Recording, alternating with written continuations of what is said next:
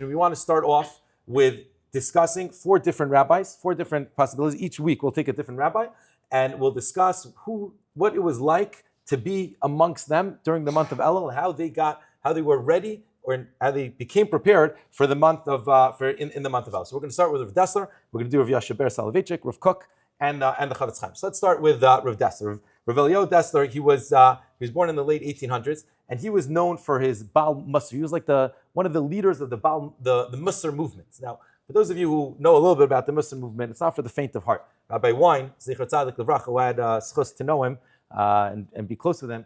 So he said that in our generation, the Mussar movement didn't catch on as much because it's not for the faint of heart. Meaning, the Mussar movement's approach is that there is reward for every action that you do, and there's also punishment for everything you do. Meaning cause and effect. It's a very black and white world. You do A, that's not good. B, that's negative, is going to happen. You do C, that's great. D, that's positive, is going to happen. So it's a very reward versus reaction type of world, and his whole mentality and his whole mahus was around that. He was born, I think, in Lithuania, and then he made his way to England. His father was a merchant. He wasn't came from a rabbi families. I think he worked with wood, but when he came to Europe, to England, so he was like a big Baal Mussar there already, and he started teaching, and he was teaching different yeshivas. He taught in Gateshead. At the end of his life, after Israel became a state, in 1946, 7 or 8, at that time, he came to Israel, and he was the Mashgiach in Panovich. Panovich is the yeshiva not too far away from here in Bnei Brak, and that's what he was. That's where he taught until he died suddenly in 1953. He was only 61 years old. He was very young, and he passed away. Now, what are his famous works? His famous works is what's called the Michtav Me'Eliyahu. Michtav Me'Eliyahu, if you've seen this translated to English, it's called Strive for Truth. Where basically it's a heavy book, but it's amazing. It's all about Mussar, refining yourself, perfecting yourself. There's one story that, if you ask me, really defines who Rav Dessler really was. So what's the story? During World War II, when he was in England, his wife and son and child went to Lithuania that they should visit their parents. They went to visit their parents in 1939. And the war broke out, and they got stuck there. And he didn't hear from them for a whole bunch of years, 5 or 6 years, I think, that there was lost total contact with his wife. He had no idea what happened to her, to anyone. And he got a letter in the mail at one point he saw it was addressed from her, and the mailman came, and he delivered it to him, and he took the piece of mail, and he was about to open it, and then he didn't. He went into his study, and he put it down on the table, and he waited an hour, 2 hours. Now his students saw this, and the neighbors, they're like, "You got a piece of mail? It's from your wife. Open it up. Why didn't you open it up?" Right? Most of us, you get a letter in the mail, you're waiting for it. You're not making it from the mailbox to your house. It's already open, right? It's already right away. You're opening up and you're checking what to see. So what did he say? He said, "No, I'm going to wait." He says, "Why?" He says, "Because if I'm opening the mail right now, that means that the mail is controlling me. My desires are controlling me. And if I want to break my intuition, if I want to break my desires and my wants right away, I need to train myself." How do you train yourself? This is a great way to train yourself. So he said he waited. He opened it up. He waited a few hours, and then he took it out, and he opened it and he read it. What did it say? Don't forget to buy milk. Right? I'm joking. It's not right. It said about. He said right.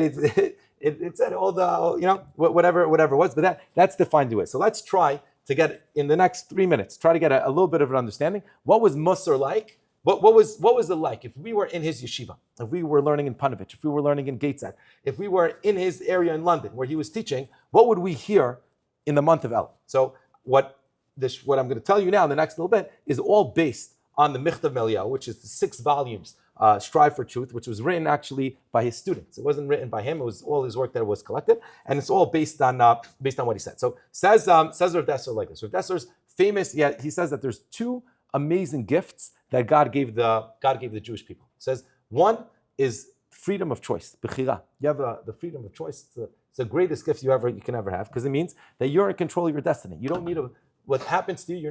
Don't blame on other people. You're the one who's in control of what's going to happen in your life. That's a very empowering idea. And then number 2 is teshuva, is that even if you mess up, right, you got the freedom of choice. You were able to you decided A and B and that, right? You decided a certain way. You have the ability to choose and to do teshuva on what you did. So those are his 2 principal ideas. Now, when discussing bechira, you have the freedom of choice, he describes what's called the nekudas bechira, and this is a fascinating idea. The nekudas bechira means the point of where you could choose, which means as follows. He explains it like this. He says, you have an individual who his whole life was religious, right? Never ate McDonald's in his entire life, let's say, okay? And now he passes by a McDonald's and the door opens and he smells it. Is he even thinking like, maybe I'll go in and buy a McNugget, whatever, or Big Mac or whatever it is? It's not even crossing his mind. Why? Because that's how he was brought up. And it's not even like, it doesn't register, right? So for him, walking by the store is not even a test. So he's not necessarily going to get rewarded for something like that. But then you have someone else who his whole life he's been eating Big Macs for breakfast. The cheese and the thing and the melted, like as you see in the commercials, right? The whole to-do, yeah? And now he decided, you know what, I'm going to keep kosher. Now he's walking by the store and it opens up and the aromas come flying out. And he's like, oh my goodness, I would love just another breakfast, whatever it's called, yeah? So he has now the struggle. Should I go in, should I not go in, should I? And that you're judged. So things that are out of your control, to the right and to the left, meaning things that those aren't your nekudas bechira, right? But things that you are in control of, so then that you're judged. And that's the Mussar movement is, there's cause and effect. You do good, great. You do bad, you're going to be punished for the bad. It's not for the faint-hearted. So on the one hand, it's very empowering, which means you're in control of your destiny. And number two, but it's also very scary because when you mess up, you're the one to blame, and you're the one that's gonna take responsibility. But what's the saving grace? The saving grace is teshuva. Teshuva is the ability to be able to fix the mistakes that you've done. So what is the teshuva approach? What is his mahalech of teshuva? So he says like this: the person, in order to do teshuva, there is. So first he describes two different types of sins. He says there are sins that a person does out of desire, out of lust, and there are sins that a person does out of ego. So he says sins that a person do out of desire and out of lust are better. Why is it better?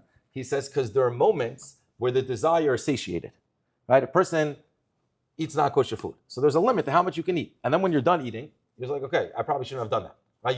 You're full. So you have a moment of clarity where you can actually go back and fix your attitude. You can fix your actions. But when a person is doing something out of ego, ego is never satiated, right? The more you give it, the more it wants. So he says, how do you break bad middos? How do you break, how do you actually do tshuva? So he has the concept of cheshbon and nefesh, which again, this is all based on what he says. And if it's not exactly what it says, so I need to ask bechira from Rav Dessler. But this is what I understood that comes out of it, that there's like basically a four-step process of what a person should do. Number one is that a person should sit down and really internalize the magnitude of your actions. Okay? A lot of times, one of our biggest problems in life is that we don't take ourselves seriously enough. Your actions, your words can build a person and can chas v'shalom destroy a person. There's so many stories you can Google online of the guy told me A and then I changed for the better to the best. Or he told me this and it broke me and then the rest of my life was over. You'll remember what someone told you 50 years ago, right? He didn't even say something. He just went, right? A little can break someone's whole life. How was he? It was good. That's it. You killed him, right? A lot of times we don't understand the magnitude of our actions, specifically also for our kids, for our family, for the people that you love most. We don't always internalize that can either destroy it or can really build the person and make him like, wow, like, yeah, you can do it. You're amazing. You're incredible. So the first step of becoming better is to sit down by yourself and to actually internalize the magnitude of your actions and that the effect of your actions have generational effects. It goes down for generations upon generations, the effect that you can have. So that's number one, right? Now, once you internalize, then you realize how powerful your words are and how powerful your actions are. So the next step is, okay, now let's go in reverse. Did I use my words for good? Were my actions that have such great magnitude, did I use it well? Now, this is not just between Ben Adam L'Chaveiro. It's not just between man and his friend, but rather this is also Ben Adam L'Makom. The Rambam writes that when a person needs to view the world as if it's like half-half, and then you do a sin, it can destroy the whole world. You do a mitzvah, it can make the whole world a better place. So a mitzvah that you do, or chas v'shalom and avera that you do, can also have cosmic effects of the whole world. So when a person understands the magnitude of his actions, now you go back and say, 1 second, let me fix what I've done. Let me actually do tshuva. So those are the first two steps. Number one is to realize how powerful you are.